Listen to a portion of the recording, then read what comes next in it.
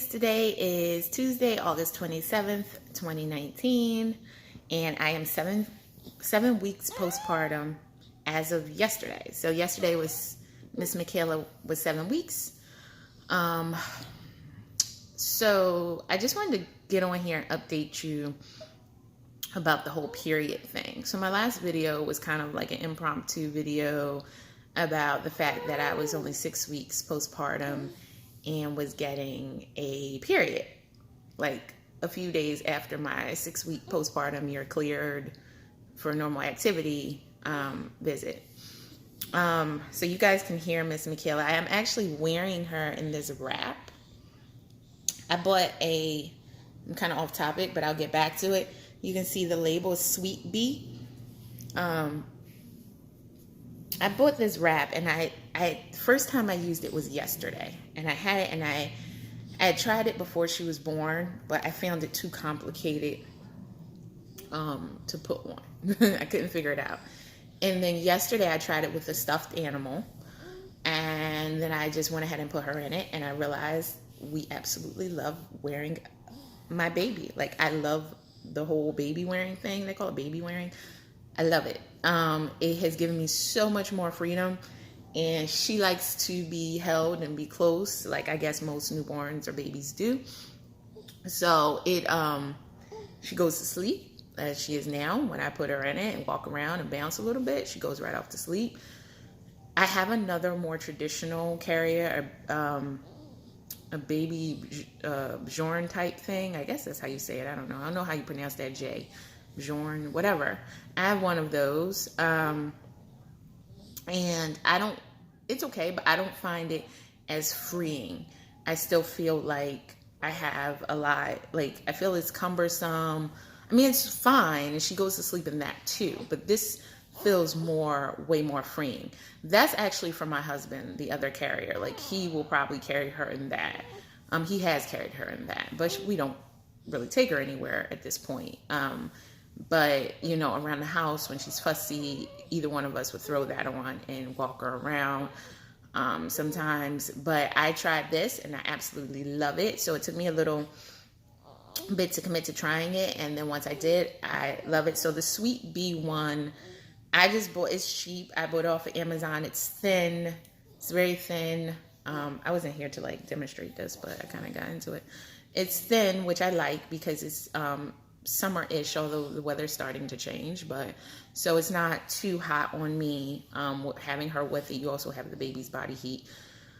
But anyway, so I like it. It wasn't expensive. I didn't go for a Moby or a Solly Baby or whatever you call it, the more expensive ones, because I had no idea if I was going to like this or even be able to figure it out. And I didn't want to invest a lot of money in something that I was like, I might not even use this thing. And I think this was like less than $30, I recall, on Amazon. And I was like, okay, well, if I don't use it, I don't want to throw away money, but I won't feel like horrible if I don't use it. So, and when I have the other carrier on, like even sitting down is hard. I'm sitting down now, and it's fine. It's fine. So, oh, baby. So I'm going to make this quick because it's all actually time for her to eat. And underneath, I have on a sports bra. So the reason I'm wearing it, I just finished out a workout. It was actually a baby and me type workout. So she was included in the workout. Really, she was just strapped on me so I could move. And I just finished that, and I found this carrier was awesome to do that workout. Otherwise, I'd have to hold her, and my wrist has been hurting since I had her. I don't know what I don't know if it's tendonitis from carrying her. I don't know. She's not that heavy, but anyway. So I'd either have to carry her or use the other carrier. So this was fine. This was great. It freed me up, and I was able to get a much better workout. So that was why I used it right now. But now I feel like if she's not eating or being changed, I'm about to have her living in this carrier because she is calm, content. If she gets fussy, put her in the carrier. If she, the wrap or whatever you want to call it, like this is about to be her new life until she gets bigger, and I have to switch and figure out how to do the other position, because this position I have her in, if you can see, is only for newborns. is only for newborns. And then eventually it'll get bigger, but her legs are over here for me. Her body, she's kind of on an angle, her head and her body. Sometimes they're straight up and down, but she's cradled in an angle. And so, yeah. So anyway, that wasn't the point. And just in case you're interested, I cannot stay on track. It's Sweet B. So sweet and then B, B-E-E. So anyway, and you could Google it and it's on Amazon or something like that. So I sent my doctor a message when I started spotting on Saturday because I was like, what the hell? I shouldn't be spotting. I just had a baby. It's only been 6 weeks. Why should I be spotting already?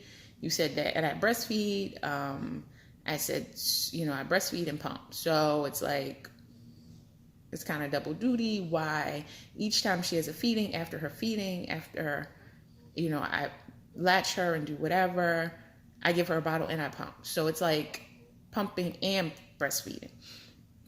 It's actually called triple feeding when you give your breast a bottle and pump. It's called triple feeding. And that's what I do. So my whole life right now is feedings. And I go from one feeding, I got a little time to do something in between, and then I'm on the next feeding. Like, that's my whole life.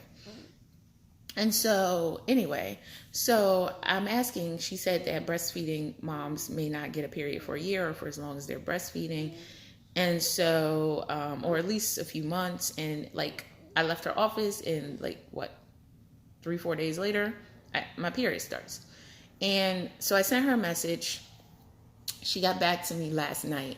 And she basically said that it's probably not a period and it's just random irregular spotting. And that she put me on birth control, pills, which I did fill the prescription. This is something, look at that now, Mylan or whatever it's called. Mylan. It's a progesterone only pill because to not affect your breast milk, you have to be on a progesterone only pill. Also, note that those pills, I was researching it after I started it, those pills are actually 1% less effective than the combo progesterone and estrogen pills. So they're slightly less effective. I don't know if that makes a difference. I think they're only 99% effective to begin with. Maybe that's 98% effective. You have to, of course, take it at the same time every day, which is what you're supposed to do. Sorry, I need to balance and move around because I'm not moving around. Is what you need to do anyway. So, with any birth control pills, but, the fact that it was slightly less effective was like, kind of concerned me a little bit. I do intend to get an IUD, but I haven't gotten around to making an appointment or even calling my insurance to make sure they cover it because the one I want, the Mirena, was like $2,300, and I'm sure my insurance covers it. I don't know why they wouldn't, but whatever. So she said that the pill could also cause some of the spotting, but I had to send her another message and dispute those things. And I hate to disagree with my doctor. As a professional, I hate when a client disagrees with me. I hate to disagree with my doctor, but no, because I hadn't started the pill when the spotting started. I started it on Sunday, and the spotting started on Saturday. And 2, so the pill was not the cause of the spotting. And 2, it has since, it's not just spotting anymore. It's like a period. TMI, but whatever. It's like a period. It's, more, it's not heavy, but it's more like a medium flow period right now. There's blood clots. I'm sorry to be, graphic about it, but, this is why I do this, to record these things, to tell you. There's blood clots. It's like a period. It's not, I had a little minor cramping, very, very minor cramping, but it's like a period to me. It started off as spotting. It got low, like a light flow period, now medium. I hope it doesn't get heavy. I hope it just goes away. And maybe it could have just been a short period, but it's like a period. So I sent her another message this morning, kind of like, well, no, because, this has become a period. It's not just spotting.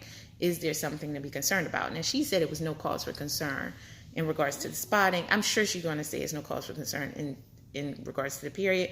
It's just odd that 6 weeks for someone who's breastfeeding to get a period. I think it's odd even if you're not breastfeeding to get a period 6 weeks out. So maybe I'm ridiculously fertile now and I had already ovulated, and because that's the only way you get a period if you were ovulating. So I must have already started ovulating. Exactly. So I don't know. But that's it, ladies. I just wanted to update you on that, tell you about the birth control, show off the fact that I'm into baby wearing now, and that's it. I'll update you later. I think that's just all I got right now. My house is a mess. I hate it. Like, I am so, like, I don't do anything really during the day except for take care of Michaela. And then when my husband gets home, I try to do things for myself more, even though I have been working out while he wasn't here. I either wait until she's sleeping, or like today I used this wrap, which was awesome to get through it, because yesterday I was doing a workout and she started crying and I had 10 more minutes and I had to think, do I go get her or do I let her cry? And I hesitated. I started to go get her and I said, no, she can cry for a minute. She's fine. I knew she was fine. And then, because I was watching her on the monitor, she was just waking up from a nap and she started crying. But then I said to myself, no, I can't do that, because when she cries, I feel like, oh, I gotta go get her. And so, or I gotta know what's wrong or whatever, you know. So I went and stopped my workout, went and got her, consoled her, brought her to my gym area downstairs and finished my workout. And she cried a little bit, but I was looking at her in her face like, you're good. I'm going to get this workout in. She didn't like that, clearly.